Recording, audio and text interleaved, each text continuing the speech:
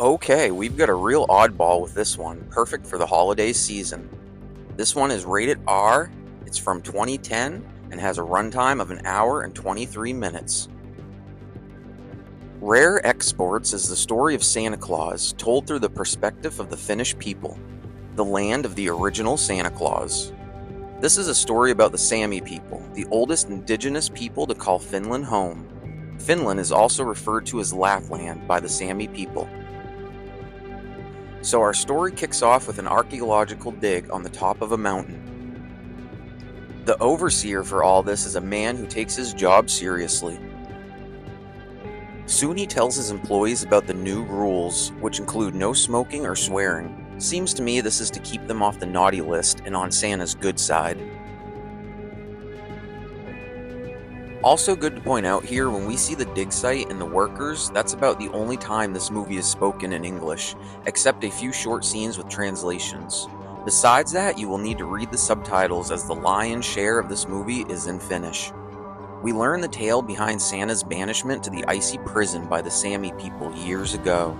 Trapped in a block of ice, the Sami pile stones upon his resting place until it created the mountain that is now being dug up.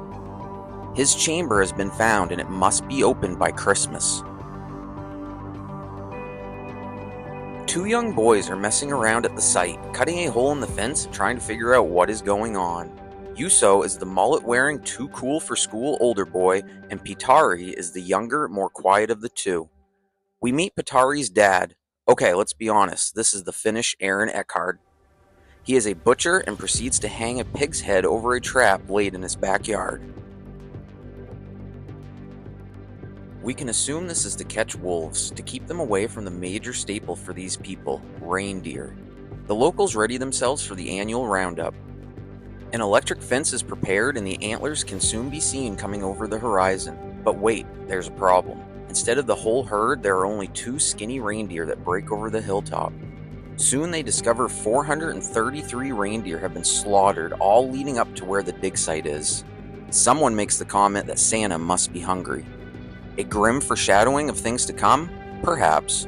Also, the locals estimate this is over $85,000 lost from what they would have earned from the reindeer. Soon they break into the dig site only to discover it has been abandoned. Now we get a scene showing the crew at the dig site swearing. Shucks! Shucks! Shucks!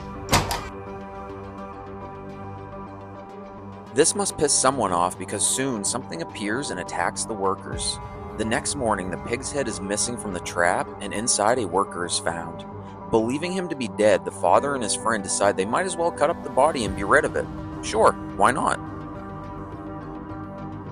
This leads to the police informing the men that strange things have been going on in the village and everyday items are coming up missing.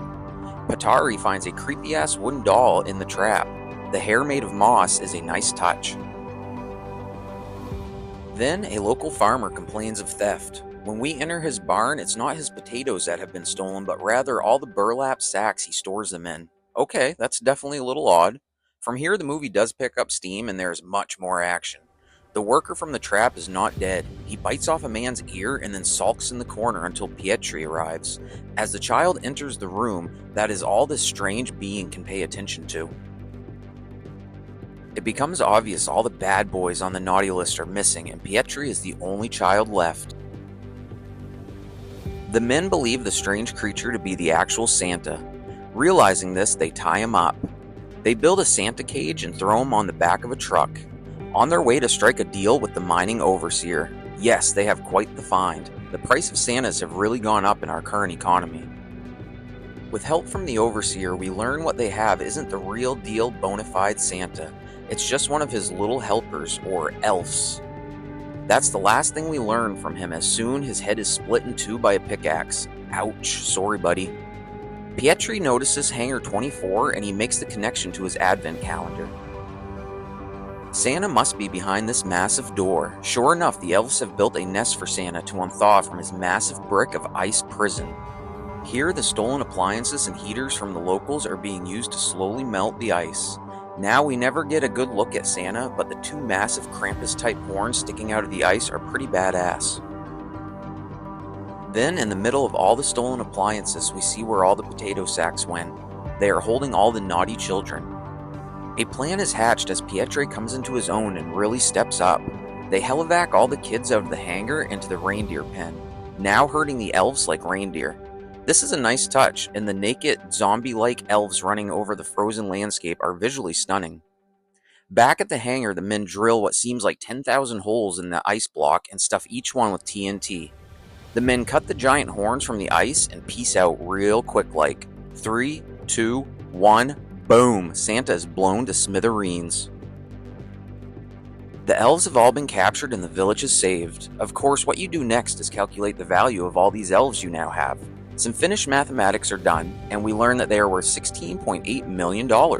Holla for a dollar, damn, that's a decent fair market value. Like I said, the economy, right?